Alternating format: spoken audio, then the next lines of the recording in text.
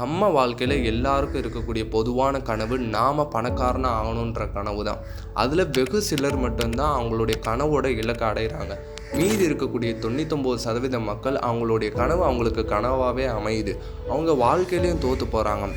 இணையதள நண்பர்களே, நான் சொல்லக்கூடிய விஷயத்த நல்லா கவனிங்க. அப்போ தான் நான் உங்களுக்கு என்ன சொல்ல வரேன்றது உங்களுக்கு புரியும். இந்த சர்க்கிளை 1 கோடின்னு இமேஜின் பண்ணிக்கங்க. 10 கோடி இப்படி தான் இருக்கும், 100 கோடி இப்படி தான் இருக்கும். உலகத்திலே நம்பர் 1 பணக்காரனான ஜெஃப் பேஸோட நெட்வொர்த் எவ்வளோன்னு உங்களுக்கு தெரியுமா? அதாவது அமேசானோட ஃபவுண்டரோட நெட்வொர்த். அவருடைய நெட்வொர்த் $11,600 கோடி. அதை இந்திய மதிப்பில் நாம் கன்வெர்ட் பண்ணும்போது அது கிட்டத்தட்ட 8,37,839 கோடி ரூபாய் வரும். அப்புறம் நீ படித்த படிப்புக்காண்டி வேலை பார்த்துக்கிட்டு இருக்க. உன்கிட்ட போதுமான அளவு சேவிங்ஸ் இல்லை. உன்னுடைய செலவு உன்னுடைய வருமானத்தோட அதிகமாக இருக்குது.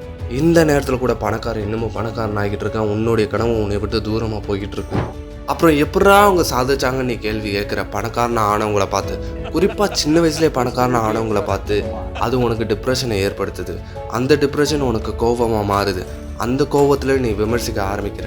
இல்லை அவன் தவறான வழியில் சம்பாரிச்சான், இல்லை அவன் லக்கியஸ், இல்லை அவங்க அப்பா பணக்காரன் அதனால இவனும் பணக்காரனாக இருக்கான். நான் தோத்துட்டேன். உன்னுடைய கனவு கனவா? நான் தோத்துட்டேன். You gave up your dreams. நான் தோத்துட்டேன். இது ஒரு சதுரங்க விளையாட்டு மாதிரி. நீ எப்பவும் தோக்குற இடத்துல நிற்கிற. நான் தோத்துட்டேன். இல்லை நீ இன்னும் தோக்கலை நான் சொன்னால் நம்புவியா? உன்னுடைய ஸ்கூல் உன்னுடைய சொசைட்டியில் சொல்லித்தரப்படாத பணக்காரனுக்கு பின்னாடி இருக்கக்கூடிய ஈக்குவேஷன், பணத்துக்கு பின்னாடி இருக்கக்கூடிய சயின்ஸை நம்ம இந்த வீடியோவில் நம்ம பார்க்க போகிறோம். உறுதியாக சொல்கிறேன், நான் அவங்கள ஏமாற்ற மாட்டேன். இந்த வீடியோவோட முடிவில் பணக்காரன் மட்டும் அறிஞ்ச விஷயத்தை நீங்கள் புரிஞ்சுப்பீங்க. ஆனால் நான் உங்களை எச்சரிக்கிறேன், இந்த ரோடு ரொம்ப கடினமாக இருக்கும். இந்த ரோடோட எண்டுக்கு ஒரு சிலர் மட்டுமே போவாங்க. இந்த ரோடோட எண்டில் தான் உங்களுடைய சக்ஸஸே இருக்கும். அங்கே நீ பணத்தை பற்றி கவலைப்படவே தேவையில்லை. உனக்கு பிடிச்ச மாதிரி கார் வாங்கலாம், வீடு வாங்கலாம், உன்னுடைய லைஃபவே உனக்கு பிடிச்ச மாதிரி மாற்றலாம். அதுக்கு நீ இந்த ரோடை முதல்ல கடக்கணும். இந்த road strives and struggles, ups and downs ரொம்பவே கஷ்டமாக இருக்கும். ஸோ ஜேர்னியை ஸ்டார்ட் பண்ணலாமா?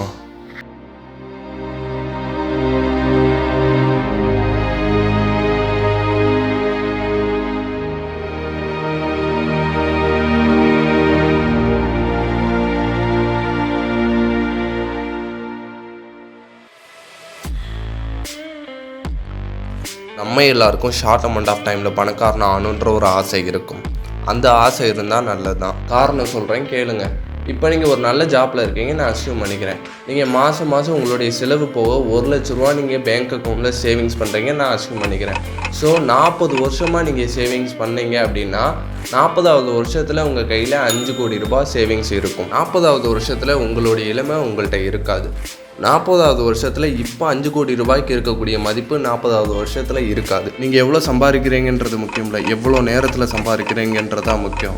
பணக்காரன் ஏழை எல்லாத்தையும் பொதுவாக இருக்கக்கூடிய காமன் ரிசோர்ஸஸ் டைம் மட்டும்தான். ஸோ ஒருத்தவனுக்கு கீழே நீங்கள் வேலை பார்த்து நல்ல பணக்காரன் ஆகணும்னு நினைக்கிறீங்க அப்படின்னா இந்த ஈக்குவேஷன் உங்களை எப்பயுமே பணக்காரனாக ஆக விடாது.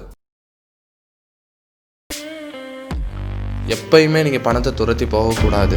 ஒன்று நல்லா புரிஞ்சுக்கங்க, இந்த சொசைட்டியில் உங்களுடைய தகுதிக்கு தகுந்த மாதிரி தான் உங்களுடைய சேலரியை வந்து ஃபிக்ஸ் பண்ணுறாங்க. உங்களுடைய தகுதியை நிர்ணயம் செய்கிறது மக்கள் தான் கன்சியூமர்ஸ் தான் உன்னுடைய மார்க்கெட். உன் கூட பிறந்தவங்க, உன்னை சுற்றி இருக்கிறவங்க, உன்னுடைய ஃப்ரெண்ட்ஸ், இவங்க எல்லாரும் தான் உன்னுடைய மார்க்கெட். இன்னும் சில பேர் சொல்கிறாங்க, நான் இங்கே கஷ்டப்பட்டு உழைக்கிறேன், என்னுடைய சேலரி ரொம்ப கம்மியாக தான் இருக்குது. ஆனால் கிரிக்கெட் வீரரான விராட் கோலி அவ்வளோவா கஷ்டப்படலை, அவருடைய சம்பளம் என்னை விட 1000 மடங்கு அதிகமாக இருக்குது. இந்த இடத்துல நீங்கள் புரிஞ்சுக்கக்கூடியது, இந்தியாவில் கிரிக்கெட் பார்க்கக்கூடிய மக்களோட எண்ணிக்கை ரொம்ப அதிகம். ஸோ இந்தியாவில் ஹை டிமாண்ட் இருக்குது கிரிக்கெட்டுக்கு. அப்போ கிரிக்கெட்டுக்கு ஹை டிமாண்ட் இருக்கும்போது மக்கள் அவங்க பணத்தை கிரிக்கெட் பார்க்குறதுல செலவழிக்க விரும்பும்போது கிரிக்கெட்டில் டாப் லிஸ்ட்டில் இருக்கக்கூடிய விராட் கோலிக்கு அவ்வளோ பெரிய சம்பளம் கொடுக்கறது வந்து தப்பே இல்லை. இங்கே நீங்கள் எவ்வளோ கஷ்டப்பட்டு ராப்பகலாக உழைக்கிறது விஷயமே இல்லை. மார்க்கெட்டுடைய டிமாண்டுக்கு தகுந்த மாதிரி ஹார்ட் ஒர்க் பண்ணுறது தான் இங்கே விஷயம். இந்த எக்ஸாம்பிளை நல்லா கவனிங்க. ஒரு கம்பெனியில் அக்கௌண்டன்ட் அண்ட் கிளீனர் வேலை பார்க்குறாங்க. கிளீனரோட பல மடங்கு அதிகமாக சம்பளம் வாங்கக்கூடியவங்க தான் வந்து அக்கௌண்டண்ட்டை விட பல மடங்கு ஹார்ட் ஒர்க் பண்ணுறவர் தான் வந்து கிளீனர். இப்போ அந்த கம்பெனியில் கிளீனர் வேணான்னு சொல்லிட்டு வேற ஒரு கிளீனரை ஈஸியாக ரீப்ளேஸ் பண்ணிடலாம். ஆனால் அக்கௌண்டண்ட்டை ரீப்ளேஸ் பண்ணுறது ரொம்ப கஷ்டம். ஏன்னா கம்பெனியோட வரவு செலவு முதற்கொண்டு எல்லா டீட்டெயில்ஸும் அக்கௌண்டண்ட்டுக்கு தான் தெரியும். அந்த கம்பெனியில் அக்கௌண்டண்ட்டுக்கு டிமாண்ட் இருந்தாலும் இந்த ஒரு அக்கௌண்டண்ட்டை தூக்கவே மாட்டாங்க. ஸோ இந்த இடத்துல நீங்கள் புரிஞ்சுக்க வேண்டியது, மார்க்கெட்டோட டிமாண்டுக்கு தகுந்த மாதிரி தான் உங்களோட ஹார்ட் ஒர்க் இருக்கணும். உங்களோட ஹார்ட் ஒர்க்கு உங்களை தனித்துவமானவனாக மாற்றணும், உங்களை தகுதியானவனாக மாற்றணும், உங்களை இர்ரீப்ளேசபிளாக மாற்றணும். நீங்கள் கேட்கலாம், இலான் மாஸ்க், ஜெஃப் பெசோஸ் இவங்கள்ட்ட என்ன தகுதி இருக்குது, இவங்களை எப்படி இந்த மார்க்கெட் $1 பில்லியன் $1 ட்ரில்லியன் பிஸ்னஸ் மேனாக மாற்றுச்சு? நீ இப்போ பெரிய பணக்காரன் ஆகணும்னு லட்சியம் வச்சுருந்த அப்படின்னா நீ பணத்தை துரத்தி போகாத, ப்ராப்ளத்தை சால்வ் பண்ண நாம் எப்போயுமே ஒரு பெரிய லட்சிய பாதையில் பயணிக்கும் போது அந்த லட்சிய பாதையில் பெரிய ப்ராப்ளம் வந்துச்சு அப்படின்னா அந்த லட்சிய பாதையிலேருந்து நம்ம விலகிடுவோம். கேட்கலாம், இலான் மாஸ்க், ஜெஃப் பெசோஸ் எல்லாருமே என்னென்ன ப்ராப்ளம் சால்வ் பண்ணாங்க, எப்படி உங்களை இந்த மார்க்கெட் இர்ரீப்ளேசபிளாக மாற்றுச்சு? ஜெஃப் பெசோஸை எடுத்துக்காட்டாக எடுத்துக்கங்க. அதாவது அமேசான் ஃபவுண்டர். அவர் என்னென்ன ப்ராப்ளத்தை சால்வ் பண்ணாருன்னு நீங்கள் பாருங்கள். நீங்கள் கடைக்கு போய் எந்த ஒரு மெட்டீரியலை வாங்க தேவையில்லை, உங்களுக்கு ஹோம் டெலிவரி வரும். நீங்கள் கடைக்கு போய் பே பண்ணணும்னு தேவையில்லை, நீங்கள் ஆன்லைன்லேயே பே பண்ணிக்கலாம். நீங்கள் கேஷ் ஆன் டெலிவரியும் பண்ணலாம், அது மட்டும் இல்லாமல் ரீஃபண்டும் பண்ணலாம். இந்த மாதிரி எக்கச்சக்கமான ப்ராப்ளத்தை சால்வ் பண்ணனால தான் இவருடைய தகுதி இவரே உயர்த்திக்கிட்டார். கோடிக்கணக்கான ப்ராப்ளத்தை சால்வ் பண்ணனால தான் இன்றைக்கி ஜெஃப் பெசோஸ் இன்னைக்கு கோடீஸ்வரனாக இருக்கிறாரு. நீயும் அப்படி தான் லட்சக்கணக்கான ப்ராப்ளத்தை சால்வ் பண்ணி நீ லட்சாதிபதியாக மாறலாம், கோடிக்கணக்கான ப்ராப்ளத்தை சால்வ் பண்ணி நீ கோடீஸ்வரனாக மாறலாம். ஸோ நீ எப்போயுமே உன்னுடைய ப்ராப்ளத்திலே ஃபோக்கஸ்டாக உன்னுடைய லட்சியத்தில் நீ ஃபோக்கஸ்டாக இருந்த அப்படின்னா உன்னை டிஸ்ட்ராக்ட் பண்ணும். உன்னுடைய லட்சியத்துலேருந்து நீ பார்த்த அப்படின்னா உன்னுடைய ப்ராப்ளம்ஸ் உனக்கு அதிகமாக தெரியும். நீ ப்ராப்ளத்தை மட்டும் ஃபோக்கஸ் பண்ணி ஒவ்வொரு ப்ராப்ளமாக சால்வ் பண்ணிவிட்டு நீ முன்னேறிப்போ உன்னுடைய லட்சியம் உன்னை தேடி வந்துடும். அவ்வளோதான், நான் ப்ராப்ளத்தை கண்டுபிடிச்சேன், ப்ராப்ளத்துக்கு ஒவ்வொரு சொல்யூஷனாக கண்டுபிடிச்சிட்டு வரேன், நான் பணக்காரன் ஆக போகிறேன், அவ்வளோதானா? மக்கள் யோசிப்பாங்க, இது இப்படி இருந்தால் நல்லாயிருக்கும், இது இவ்வளோ ஈஸியாக இருந்தால் நல்லாயிருக்கும். அதுதான் உங்கள் ப்ராப்ளத்துக்கு நீங்கள் கண்டுபிடிக்க போகிற சொல்யூஷன். ஓகே, இமேஜின் பண்ணிக்கங்க, இப்போ நீங்கள் ஒரு சிட்டியில் ஒரு ரெடிமேட் ஷாப் வைக்க போகிறீங்க, அதாவது துணிக்கடை வைக்க போகிறீங்க. அந்த சிட்டிலேயே நிறையா துணிக்கடை இருக்கலாம். ஸோ இது அன்லிமிட்டட் இல்லை, இது ஸ்கேலபிலிட்டி இல்லை. ஆனால் உங்களோட சொல்யூஷன் எப்படி இருக்கணும் அப்படின்னா, அந்த சிட்டியில் நீங்கள் ஒருத்தவங்க மட்டும்தான் துணி டிஸ்ட்ரிபியூட்டராக இருக்கணும், அதாவது கிளாத் டிஸ்ட்ரிபியூட்டராக இருக்கணும். அப்போனா இதுதான் அன்லிமிட்டடு. உங்களோட சொல்யூஷன் எப்பயுமே அன்லிமிட்டடாக தான் இருக்கணும். உங்களோட சொல்யூஷன் முக்கியமாக டைமையும் பேஸ் பண்ணி இருக்கணும். இமேஜின் பண்ணிக்கங்க, இப்போ நீங்கள் இங்கிலீஷ் டீச்சராக ஆக போகிறீங்க ஒரு 50 ஸ்டூடெண்ட்ஸுக்கு. உங்களோட சேலரி அந்த 50 ஸ்டூடெண்ட்ஸ் கொடுக்கக்கூடிய ஃபீஸு தான். ஸோ அந்த மந்த்லி சேலரின்றது 50 ஸ்டூடெண்ட்ஸ் கொடுக்கக்கூடிய ஃபீஸாக மட்டும்தான் உங்களுக்கு இருக்குது.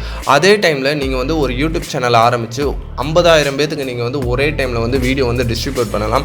அது மட்டும் இல்லாமல் அதில் உங்களுக்கு ஹை இன்கமும் வரும். ஸோ உங்களுடைய சொல்யூஷன் ஷார்ட் அமௌண்ட் ஆஃப் டைமில் அதிக ஏர்னிங்ஸ் இருக்கிற மாதிரி பார்த்துக்கோங்க. உங்கள் பிஸ்னஸில் நீங்கள் தேடக்கூடிய சொல்யூஷனை வேறு ஒருத்தர் கொண்டு வருவார்னு நினச்சிங்க அப்படின்னா அவரை உடனே ஹையர் பண்ணுங்கள். அவருக்கு உரிய டாஸ்க்கை நீங்கள் கொடுங்க. எல்லா டாஸ்க்கையும் நீங்கள் எடுத்து பண்ணுறது உங்களோட பேஷன்ஸாக இருக்கலாம். உங்களோட பேஷன்ஸை பற்றி இந்த மக்களுக்கு கவலையே இல்லை, அவங்களுக்கு தேவை சொல்யூஷன். ஸோ சொல்யூஷனை மட்டும் கொடுங்க. கடைசியில் நீங்கள் அடைய வேண்டிய பாதையை அடைஞ்சதுக்கப்புறம் உங்களோட பெரிய கம்பெனி உங்களுடைய கம்பெனியை விலைக்கு வாங்கிடும். இப்படி தான் இன்ஸ்டாகிராமை ஃபேஸ்புக் வாங்குச்சு, பேபாலை ஈபே வாங்குச்சு. நீங்கள் உங்களோட கம்பெனியை விற்கலாம், இல்லை விற்காமலே இருக்கலாம். ஆனால் விற்கணும் அப்படின்னா இவ்வளோ நாள் நீங்கள் கண்டுபிடிச்ச சொல்யூஷன் எதுக்கு? எல்லோரும் நினைக்கிற மாதிரி பணம் வெறும் பேப்பர் மட்டும்தான். ஆனால் பணத்துக்கு மேலே இருக்கக்கூடிய நம்மளோட தேவைகள் தான் இந்த மாதிரி நம்மளை தூண்டுது. நம்மளுக்கு பிடிச்ச கார் வாங்கணும், நம்ம உலகம் முழுவதும் சுற்றணும், நம்மளுக்கு ஃபினான்ஷியல் ஃப்ரீடம் வேணும், பணத்தை பற்றி நம்ம கவலையே படக்கூடாது. இந்த மாதிரி எண்ணங்கள் தான் நம்மளை பணக்காரனாக ஆகணுன்றது தூண்டுது. திருப்பி நான் உங்களுக்கு ஷார்ட்டாக சொல்கிறேன். இதுலேருந்து நம்ம தெரிஞ்சக்கூடிய விஷயம் என்ன அப்படின்னா, நம்ம டைமை தான் மணியாக கன்வெர்ட் பண்ணிக்கிட்டு இருக்கோம். நம்ம இங்கே எவ்வளோ சம்பாதிக்கணுன்றது விஷயம் இல்லை, எவ்வளோ நேரத்தில் சம்பாதிக்கணுன்றது தான் விஷயம். இது ஒரு எக்ஸாம்பிளாக எடுத்துக்கோங்க. ஜெஃப் பெசோஸோட வருமானத்தை நீங்கள் பார்த்தீங்க அப்படின்னா அவர் ஆஃபீஸில் ஆல் த டைம் இருக்கணும்னு அவசியமே இல்லை. வெளிநாடுக்கு போனாலும் சரி, வேறு எங்கே போனாலும் சரி, தூங்கினாலும் சரி, ஒவ்வொரு நாளைக்கு அவரோட ப்ராஃபிட் அதிகரிச்சுக்கிட்டே இருக்கும், அவங்க தூங்கும்போது கூட. ஆனால் நீங்கள் 8 ஹவர்ஸ் ஒர்க் பண்ணால் அவங்களோட சேலரி இவ்வளோ, எக்ஸ்ட்ரா 4 ஹவர்ஸ் ஒர்க் பண்ணிங்கன்னா அதோட சேலரி அதிகம். நாம் டைமில் ஃபோக்கஸ்டாக இல்லை, மணியில் ஃபோக்கஸ்டாக இருக்கும். ஆனால் ஜெஃப் பெசோஸ் மணியில் ஃபோக்கஸ்டாக இல்லை, டைமில் ஃபோக்கஸ்டாக இருந்தார். அதனால தான் இங்கே நான் சொல்கிறேன், நீங்கள் எவ்வளோ சம்பாதிக்கிறீங்கன்றது விஷயம் இல்லை, எவ்வளோ நேரத்தில் சம்பாதிக்கிறீங்கன்றதான் விஷயம். அடுத்தது நம்ம ப்ராப்ளத்தை கண்ட உடனே நம்ம அச்சீவ் பண்ணக்கூடிய கோலோட பாதையிலேருந்து நம்ம விலகணும். நம்ம ப்ராப்ளத்தை கண்டு நம்ம உடனே நம்ம அஞ்சுறனால தான் நம்மளோட எந்த சக்ஸஸும் நம்மளால் நெருங்கக்கூட முடியலை. ஸோ எப்பயுமே ஸ்டார்ட் வித் ப்ராப்ளம்ஸ். ப்ராப்ளம் தான் உங்களை கொண்டு போகும். எவ்வளோ ப்ராப்ளத்தை நீங்கள் சால்வ் பண்ணீங்களோ அவ்வளோ சக்ஸஸ் கிட்டத்தில் நெருங்கிட்டு இருக்கீங்கன்னு அர்த்தம். அவ்வளோ நீங்கள் ப்ராஃபிட்டை கெயின் பண்ண போகிறீங்கன்னு அர்த்தம். So start with problem, never stop with problem. அதுக்கப்புறம் நீங்கள் கண்டுபிடிக்கக்கூடிய ஒவ்வொரு ப்ராப்ளத்தோட சொல்யூஷன் மக்களுடைய தேவையை பொறுத்த மாதிரி தான் இருக்கணும், அதாவது மார்க்கெட்டை பேஸ் பண்ண மாதிரி தான் இருக்கணும். ஸோ மார்க்கெட் பேஸ்டாக சொல்யூஷனை கண்டுபிடிங்க, நீங்கள் கண்டிப்பாக சக்ஸஸ்ஃபுல்லாக ஆகலாம். ஸோ இந்த வீடியோ நீங்கள் பார்த்துருந்தீங்கன்னா பணத்துக்கு பின்னாடி இருக்கக்கூடிய சயின்ஸ் எல்லாமே புரிஞ்சிருக்கும். இது மறக்காமல் உங்கள் ஃப்ரெண்ட்ஸ் அண்ட் ஃபேமிலிஸ்ட்டை போய் ஷேர் பண்ணாட்டி பரவாயில்ல, நீங்களே போய் சொல்லுங்கள். எல்லாருமே என்ன நினைக்கிறாங்க அப்படின்னா, கவர்மெண்ட் ஜாப்பில் செட்டில் ஆனால் மட்டும்தான் நம்மளோட லைஃப் பெஸ்ட்டாக இருக்கும் அப்படின்னு நம்புகிறாங்க, நம்மளால் பணக்காரன் ஆக முடியும் அப்படின்னு நம்புகிறாங்க. ஆக்சுவலாக அது உண்மையிலேயே தவறு. பணத்துக்கு பின்னாடி இருக்கக்கூடிய சயின்ஸ் பில்லியனர்ஸ் புரிஞ்சுக்கிட்டாங்க, ஆனால் நாம் இன்னும் புரிஞ்சுக்கலாம். தயவு செஞ்சு இது எல்லாத்துக்கும் ஷேர் பண்ணுங்கள்.